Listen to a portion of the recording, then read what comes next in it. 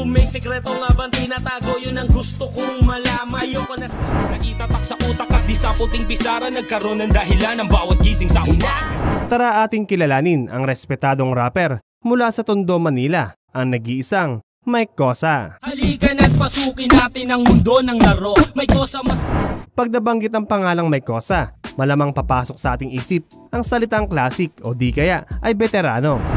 Karamihan sa mga artist ngayon ay itinuturing siyang childhood rap hero dahil sa inihatid niyang impluensya at inspirasyon sa kanila. Ipinanganak at lumaki sa Tondo, Manila si Michael Castro o mas kilala bilang Mike Cosa. Taong 2001 at 16 years old pa lamang ang ating bida nang siya ay sumali sa isang rap contest bilang isa sa duo artist ng Dos Talentos kasama si DMJ. Mula sa isang kaibigan na naghikayat at nagbigay ng form upang makasali sa audition ay nagtuloy-tuloy na ang kanilang pag-akyat hanggang makarating bilang finalist ng kauna-unahang Rap Olympics na ginanap sa Makati. Would you please welcome Dos Talentos! Yeah! Dos Talentos! Upang mapukaw ang atensyon ng mga tao ay nagsuot sila ng damit ng preso. Ang ideyang ito ay hango sa isang tour ni Eminem kung saan sila rin ay nakasuot ng damit ng isang inmate. Ang Rap Olympics ay napanood nationwide sa IBC13 at ito ay naging malaking hakbang upang unti-unting makilala ang ating bida. Nakitaan ng potensyal ni Andrew E. ang ating bida kung kaya't ito'y kanyang pinaperma sa Dunggalo Records, ngunit kanya rin itong iniwan pagdating ng year 2004. Alam nyo ba na si Mike Cosa ay nag-battle MC rin sa iba't ibang freestyle rap battle matapos siyang sumali sa Rap Olympics? Ngunit ang ating bida ay hindi na piniling sumali sa mga modern day rap battle gaya ng Flip Top, Bahay Katay at Sunugan sa kadahilan ng mas gusto nito na mag-focus sa paggawa ng music.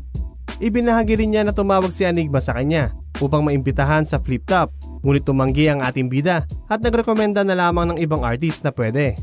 Patuloy sa pagrarap ang ating bida matapos ang Rap Olympics, maging sa mga simpleng events, lansangan ng Tondo at piyesta. Pinagsabay-sabay niya ang pag-aaral at pagrarap na sa katunayan ay ayon sa kanya ay umabot ng 7 years ang kanyang pag-aaral bago makapagtapos ng kolehiyo sa kursong criminology. Alam nyo ba na ang kantang My Game ni Mike Cosa ay siya rin mismo ang nagbi-beatbox? Sa tulong ni Gab ng 187 Mobsters na siya nag-produce nito ay naging matagumpay ang kantang My Game. Nagamit ang kanyang kanta bilang profile music sa Friendster na naging isa rin sa dahilan ng pagsikat nito. Naging balakid din sa ating bida ang kawalan ng pondo para sa mga pinaplanong proyekto. Sa katunayan ay sinusulit nito ang per hour na binabayaran sa mga recording studios kapag siya ay nagre-record. Kaya bago pa man daw siya pumuntang studio ay kinakabisado niya na ang kanta nang sa ganon ay hindi siya tumagal dito at makatipid sa babayaran. Nakapaglabas ng mga albums ang ating bida, ngunit nahirapan ito na ibenta ang kanyang gawa dahil nga sa hindi pa siya ganong katanyag ng panahong iyon.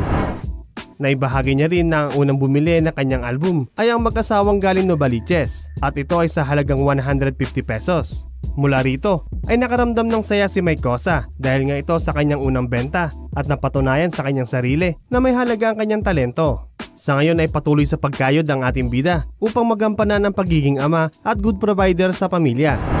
Hindi naging madali ang dinaanan ng ating bida upang makarating sa kanyang kinalalagyan ngayon. Humarap man sa iba't ibang pagsubok ay patuloy siyang kumayod at nagsikap para sa pangarap. 20 years in the making kumbaga, dala ang pagtitiwala sa sariling kakayanan, unting-unting nagbunga ang pagsisikap na ngayon ay inaani nito. Patunay lamang na ang lahat ay may tamang panahon. Huwag madaliin ang resulta dahil mahalaga magpatuloy sa pangarap at huwag huminto.